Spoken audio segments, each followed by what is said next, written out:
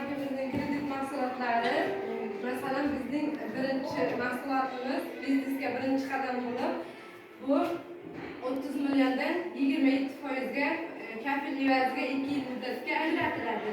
Ikkinchisi hamroh dasturi bo'lib, bu 100 million so'mdan kredit ajratiladi. Sug'urta kafilligi asosida 100 million so'mdan garov evaziga 20% deb sertifikat evazi bilan beriladi. Bunda Xalq bankida o'z hisob raqamingiz bo'lishi shart. Uchinchisi moliyaviy ommabop dasturimiz bu imtiyozli kredit bo'lib, fuqarolar kredit tarifiga yaxshi kredit tarifiga ega bo'lish kerak. Bu fuqarolarga 50 million so'mdan naqd pul shaklida ajratiladi. Buning foizi ayollar uchun 20%, erkaklar uchun 3 yilga 25% dan kafil evaziga ajratiladi.